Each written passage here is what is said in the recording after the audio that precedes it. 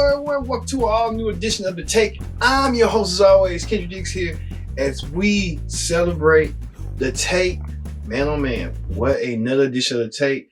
Thank you all for watching. Join in the conversation using the hashtag Take on Connect on this Thursday, January 24th, 2020 vision, as we get to the big story. The big story this week is, are we seeing the reunification, or in terms of saying the reuniting of Brad Pitt and Jennifer Aniston? Yes. Well, this ain't 2000 again. That's some 20 years ago when they were married. And fast forward 20 years later, they're divorced. They're kind of like civil, like I want to say friends and all that.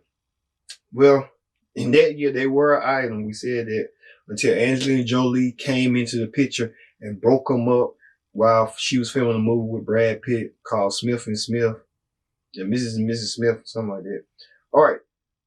Can we go back to the past, a blast from the past, and see why the media is trying to hook up Brad and Jen back together 20 years later? Watch this. In the scheme of, if that's where your mind is always stuck, they were apparently the biggest story here in New York, too. They were on the cover of the New York Post. All the stuff going on, women being pushed in alleys and raped, water mains breaking, but this is the most important story. Nice job. Anyway, excuse me. So the SAG Awards were last night. I didn't watch. I'm not a big fan of award shows, but these two came face to face backstage. And most of you probably only saw these pictures like I saw first, when I woke up this morning. And I was like, wow, that's a really telling picture. Oh, look at that one right there. And then there's a third one. This is where she's about to go on stage and get her award. Congratulations, Jen, and you too, Brad. But look at him hold her wrist. Delicately, but knowingly. And look at her push her fingers into her chest. In my mind, she's not pushing away. In my mind, these two have hooked up several times, even though he's not officially divorced. But, and I do want them to get back together. I was asked this morning during the morning meeting, Norman can't stand the idea of what he's done to her, and she better never get back with him. Never. Well, Ryan Christopher at the Fox Morning News here in New York took a poll. Hi, Ryan. How you doing? And so he said 59% of people after last night want them to get back together. I'm part of the 59. 41% of you are on Norman's side, like you better never. Well, people do bad, but then they grow up, and sometimes there's room for forgiveness. Isn't that Dr. King's thing? Okay? Let's keep it in perspective. And I said to Norman, well, don't be juvenile. Try to convince me why they should not get back together, and it better be good. Well, honey, he convinced me. Because these pictures are always just a snapshot of a bigger moment. Well, the Bureau found a video of this encounter. Now, you take a look at what this exact encounter was. Okay? Okay? That's it. Now, do I think that they hook up now and again? Yes. Do I think they care to get back together? I don't think she cares to get back together with him. All them kids. And yet cheated on me. In front of all of us. Embarrassed me with that. And yourself too. You're right, Norman. Yep. He's a dog. Okay, well, sorry, moving on to Brad and Jen. Sorry. No, it's time to move on. It's really time. I was obsessed this weekend. Me too. I couldn't stop looking at the pictures. Y'all saw them at the SAG Awards on Sunday. Okay, but the SAG Awards were fine, but this is what happened backstage. So look at the two award winners, by the way. Yes. Two former, they were formerly married. They greet each other. This looks like two people who like each other. Oh, let's hold this one. Hold. I wish we could She's walking circle away, and he's holding on to her wrist while looking at her. At her. Her. Longingly. At her. Longingly. I think his face reads longingly. Look at that. No one delights in seeing an ex like this. Nobody that I know. Look at that. And did you know, so by the way, I've gone down this rabbit hole. There's not much to see here. There's about 4 pictures in a video. The video is of him watching her when she got And yeah, and I don't think he realized he was actually being videotaped, because I think Jason Kennedy was the one who just was, because he was working this award show. Look at his, but see, you can't really see. But you know, the corner of his eyes are crinkling. You can see. For sure. Look, his cheeks are smiling for sure. There is joy on that face. Yes, it's apparent and obvious. Okay, so the whole internet went wild. Yeah, they did. Audrey wrote, "Every millennial in your life right now is in a glass case of emotion." Okay. Jamie Lynn Spears, I believe that's Britney's sister. She said, "We will be telling our grandkids about this." That's how important this is. All right, Jamie Lynn. Yes. Just, I wish somebody would hold my. If you ran into any of your exes, they'd be happy to see you like that and hold you. No, I think so. No, I think so. All right, you saw right there, Hoda Kotb, Jenna Bush, Wendy Williams, and others. Now, we know this whole ordeal with Brad Pitt and Jennifer Aniston started, these current award shows, started at the Golden Globes, it continued on to the SAG Awards, and now could this lead to the reunification of them being a couple again at the Oscars? There'll be a shock and there'll be a ton to us. I think people are thrilled to see that, but my personal belief, I don't think they're going to get back together. It's just they're civil, they're friends. Many people don't think you can be friends now these days when you're ex-lovers and stuff. Wow. Wow, indeed. All right, let's move over to something else. In celebrity news, former football player and college football analyst Tim Tebow is officially a married man. Tim Tebow finally got his cherry popped. He married Danielle Peters in a civil ceremony in South Africa. We was reporting that once they get married, but officially they did get married. And congratulations to the happy couple in order. Wow. All right. Meanwhile, there is, would there be life after the royal family with Prince Harry and his weirdest moments leading to him and his family's departure from the royal family. Watch this. Prince Harry has tonight reportedly left Britain to begin his new life in Canada. He's heading to Vancouver to be reunited with Meghan and Archie, out walking today with dogs in tow. All smiles, but in the prince's wake, a painful separation unfolding back in Britain. Harry saying goodbye to the only life he's ever known. The decision that I have made for my wife and I to step back is not one I made lightly. There was so many months of talks after so many years of challenges. And I know I haven't always gotten it right, but as far as this goes, there really was no other option. Harry was candid. The deal struck with the palace was not what the couple wanted. Once Meghan and I were married, we were excited, we were hopeful, and we were here to serve. For those reasons, it brings me great sadness that it has come to this. They can't use the Royal Highness title and will not support the Queen on official business. And a particular sting for a soldier proud of his service in Afghanistan, he must give up his honorary military ranks. Harry giving a fierce defence of his wife, who much of the British press blames for this so-called Megxit. I also know that you've come to know me well enough over all these years to trust that the woman I chose as my wife upholds the same values as I do. And she does. And she's the same woman I fell in love with. All right, you saw right there, Prince Harry trying to give a speech before he becomes civil. I don't know what's going on. It's just getting weirder and weirder, and many people are pointing the blame towards Meghan, and the British media don't like it one bit. Take a look. Praise, including for me. I was like, whatever's happened with my friendship with her, I think she's going to be good news for the royal family. But then around the time of the wedding, you may remember, with all the stuff around her dad, who she disowned, her family, none of whom came to the wedding, then all these stories about what she did to her ex-husband, that she effectively fired him by sending him through the mail his rings, and then loads of other people saying, well, she ghosted me, she dumped me, she ditched me. And it really cemented in me a feeling that Meghan Markle is not quite what she seems, that she's actually somebody who I think is a pretty ruthless social climber who has spent her life using people and moving on and ditching them. And it's an unpleasant trait. What makes it more serious now is that having basically got rid of her own family. Sorry, the British media kind of like telling Meghan Markle it's the whole instigating stirring the pot.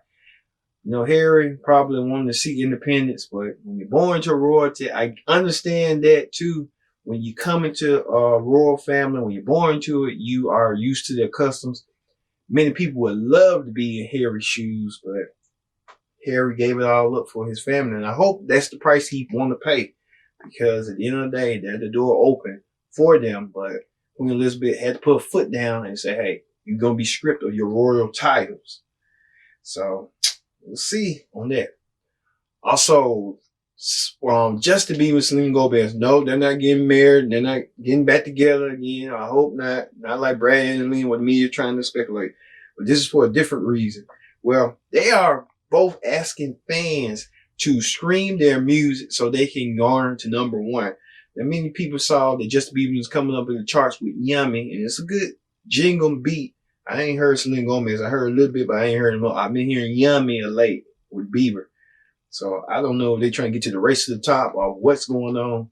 But hey, Bieber and Gomez, they might not be the best of lovers. They just best of competition, each other. Best friends, better enemies situation. All right. On talk shows this week. All right. Director Tyler Perry is on a ballistic mission. Ballistic. Whereas he did his media tour to promote his new movie on Netflix. Well, Tyler Perry been on different ventures with OWN, BET, and now Netflix, and he was on TLC for that partnership and some other places too. But now let's break down what Tyler Perry is doing. Watch this. Back along the way, it wasn't the embracing that you deserved for so long. Do you feel accepted, embraced now? No, but that's okay. No, for sure. Listen, my mother taught me the value of who I am as a black man and what I bring. She taught me that, and as long as, and even the stories that I tell, she taught me that it matters. What I do matters, and as long as I hold on to that, I'm pretty sure and secure of who I am. So whoever accepts me, whoever doesn't get it, that's okay. God bless them. I'm going to keep focusing on the millions of people who do love what I do, and who do love my writing, and me not having a writer's room. I'm going to focus on those people who love that. But speaking of writer's room, little controversy because you posted a photo of scripts. And you said no writer's room here. Right. But you got a little pushback from that. It was supposed to be encouraging to people because I said work ethic, work hard, make your dreams come true. But people were like, what do you mean you don't have a writer's room? Everybody has a writer's room. Well, I don't have a writer's room because here's the thing. I had one at one point in my career, very early on, and some of the scripts were being turned in. I ended up having to rewrite a lot of them. There's a long story behind this. But then my ratings started to dip. So I said, you know what? I'm just going to write it myself because my audience knows my voice. They know the language I'm speaking. They get it. And listen, the numbers 1, 2, and 3 shows among African Americans on cable right now is the Have and Have Nots, The Oval and Sisters, all shows that I write. So you know what you're doing.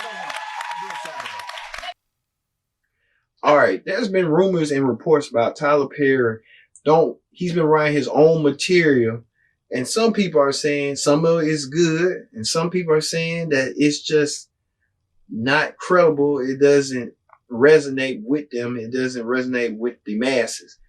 And Tyler Perry, with that celebration he did for his own studio late last year, and now he comes back with writing his own material, which that's phenomenal. But a lot of people are saying that he had writers, and he had them when the House of Pain, when they was on TBS.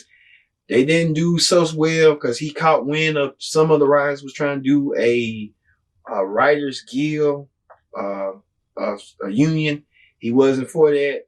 He squashed it. He said, I'm going to start doing my own. I don't know how this man can process all these characters in his head. But hey, is he a genius or is he schizophrenic? You be the judge. Oh, Lord. Lord have mercy. All right. That is Talk Show. We'll be back with more take. Don't go anywhere. Stay tuned.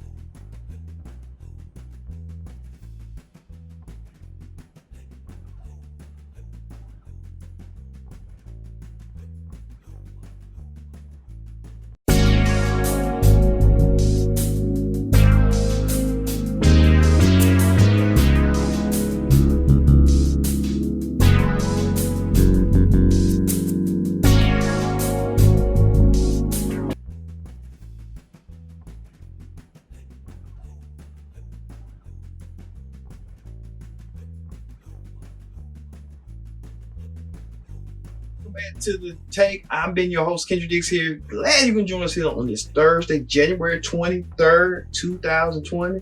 Man, oh man, we're inching away from January into February, man. My favorite month, February. And it's short, but it's my favorite month because it's my birthday month. We're going to have a lot in store on my birthday month in store, especially the day I was born. So you look for here on Connect. But use the hashtag Connect to take here on Connect. Thank you all. Where the pro wrestling show, not the pro wrestling. I'm saying the pro wrestling show. Where the take is the flagship show, is the pop culture entertainment moments show of the week. We give you all here, and we thank you all for watching. We thank you for that big increase last week. Hey, that's some good numbers. All right. Let's move over to the political rundown. The political rundown this week. The Senate held its impeachment trials again for the process to get rid of President Trump. Whether they were successful or not, you be the judge. Watch this. The Senate will convene as a court of impeachment. With a bang of his gavel, Chief Justice John Roberts opening the Senate impeachment trial of President Trump. 100 senators sitting in silence, their cell phones tucked into cubbies outside the chamber. Hear ye, hear ye, hear ye. All persons are commanded to keep silent on pain of imprisonment. But from the outset, a fierce clash as Republican leader Mitch McConnell proposed his rules to govern the trial. Sets up a structure that is fair, even-handed, and tracks closely with past precedents. McConnell's plan would have compressed the trial, giving each side just 2 days to present their case, forcing marathon 12-hour sessions. He also wanted to exclude at the outset all of the evidence Democrats gathered in the House investigation. A trial without evidence is not a trial. It's a cover-up. Some Republicans, like Senator Susan Collins of Maine, weren't happy either. They pushed back, and McConnell, eager to keep the key Republicans in his corner, quickly gave in. The changes scrawled by hand onto the text of the resolution. McConnell now giving 3 days for opening statements and allowing the existing evidence. But Democrats say that's not good enough. They want to be able to subpoena documents and call additional witnesses the White House has been blocking, including the president's former national security advisor, John Bolton. The House calls John Bolton. The House calls Mick Mulvaney. Let's get this trial started, shall we? We are ready to present our case. We are ready to call our witnesses. The question is, will you let us? Some Republicans have suggested they could do just that. Well, I think it's important to hear from John Bolton and perhaps other witnesses, obviously from both the defense as well as the prosecution. Democrats urging Senator Mitt Romney and his colleagues to take a stand. The House did its job, so now it's up to you. You can end President Trump's obstruction. But the president's lawyers are fighting back. They say House Democrats should have let the courts decide the question of witnesses. Obstruction? For going to court? It's an act of patriotism to defend the constitutional rights of the president.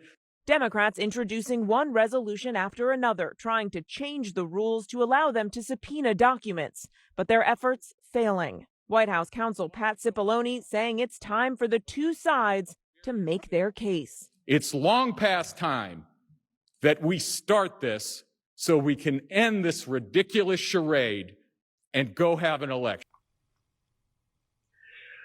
They still talking about it. The president still in denial, does not believe he's impeached by the House, but he's not impeached by the Senate to be removed from office. Well, even Alan Dershowitz appeared on ABC this week with George Stephanopoulos and says that his client has nightmare on and mentioned Alexander Hamilton. All these words in one. Take a look. Is it your position that President Trump should not be impeached, even if all the evidence and arguments laid out by the House are accepted as fact? That's right. When you have somebody who, for example, is indicted for a crime, let's assume you have a lot of evidence, but the grand jury simply indicts for something that's not a crime. And that's what happened here. You have a lot of evidence, disputed evidence, could go both ways, but the vote was to impeach on abuse of power, which is not within the constitutional criteria for impeachment, and obstruction of Congress. Those are both the kinds of things that led Hamilton and Madison, talk about nightmare, to regard that as the greatest nightmare. Number one, giving Congress too much power to allow the president to serve at the will of Congress. And number two, as Hamilton put it, the greatest danger is turning impeachment into a question of who has the most votes in which house. And rather than having a consensus and a broad view of impeachable conduct. Yeah, nightmare indeed. The nightmare rumble, the nightmare Trump. Trump doesn't, for the fact Trump is too busy and too keen. He even did this.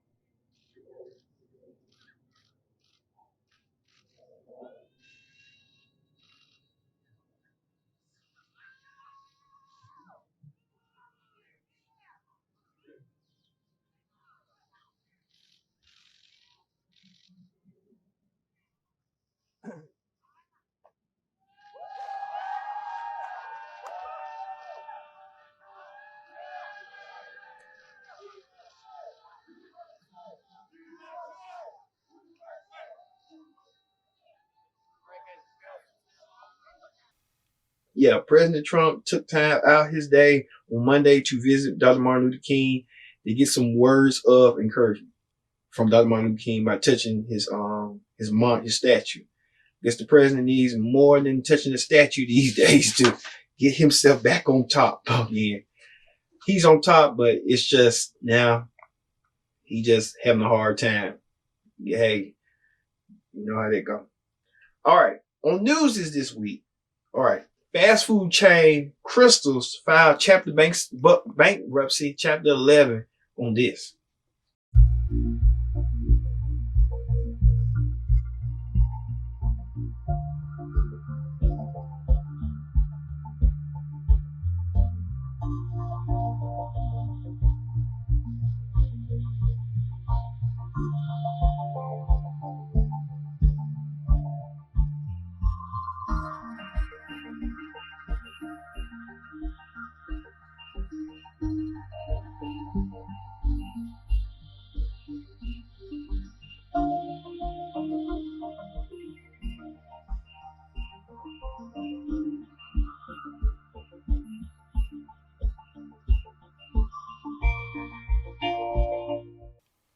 Yeah, Crystals, the comparison of the South's version of White Castle has filed bankruptcy. They still plan to open. I love going to Crystals. I hate seeing them bankrupt. They still gonna stay open, but they just have to restructure their funds. Man, I don't care. They got to have to bring some White Castles down here. Crystals go. I don't want to see Crystals go because Crystals been an institution here in the South. This Crystals got founded in Chattanooga, Tennessee, and now it's headquartered in Atlanta. I don't think Crystals going nowhere. They just have to figure out what their next move is. So, Crystals and stuff like that. Speaking of that, we move over to another story where a man in North Carolina has been robbing banks and been doing so with this. The FBI now searching for a serial bank robber with a unique disguise. Federal officials dubbing the suspect the Bad Wig Bandit because you can see he wears bad wigs. Police say he's hit 4 North Carolina banks in just over a month, stealing an undisclosed amount of money. Yes, he's been doing it with a wig, and they call him the Wig Bandit. Man, that's so weird. What is this dude doing? He's auditioned to be Mary J. Blige or something? Wow. Oh, wait a minute. Nope. Oh God, no, not you again. Your boy done switched up on you. You came back to from now, connect now to over here in the tape. Wow. Now we gotta call you the fingernail bandit. Oh Lord, the fingernail bandit. And my sister, she kind of did it best. Oh God. What's next in this world? Dudes turning into feminine. Wow. Indeed. All right. Moving over from there let's move over to the reality show clip down. On the reality show clip down this week. All right. On the Real Housewives of Atlanta, with Portia being on the show, she was a guest on Watch What Happens Live, along with Tanya Smith. And Tanya Smith was so excited to be on the show. Wow. All right. Andy asked Portia what the whole situation with her man and what their relationship going with Dennis. Take a look. Candy, not Candy, but Portia trying to be vague and not trying to say as much. You know, yeah, Andy asked you the question. Even a lot of people ask you the hot button question. Hey, dude was pilot with 4 women and late night hours. Where were you? You know what I'm saying? Portia, she's beautiful. She just don't deserve to get cheated like that. But it ends up being that way all the time. So hopefully Portia gets to her senses and realize that if you become a single mom or baby mom, that was the cards that was dealt for you and stuff. So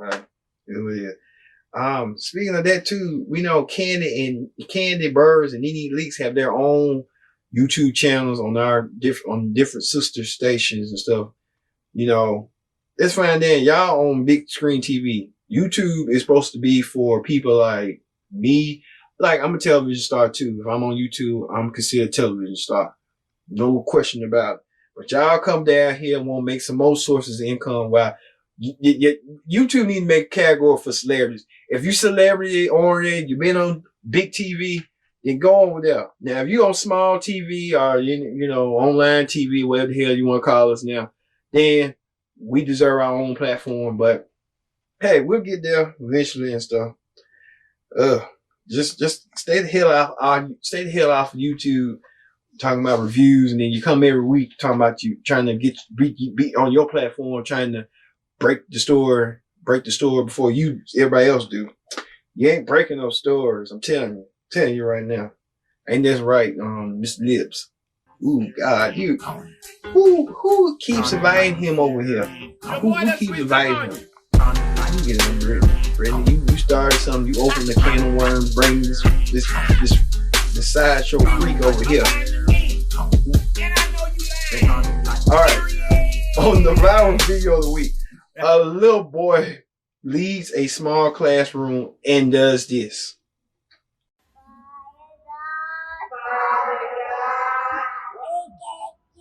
We thank you for this food. We ask you to bless it.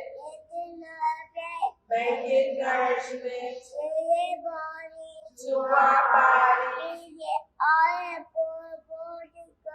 Bless all the boys and girls all over the world to receive food in Jesus' name. Amen. Amen. Yes, he prays. That's what we need in this world. We need prayer.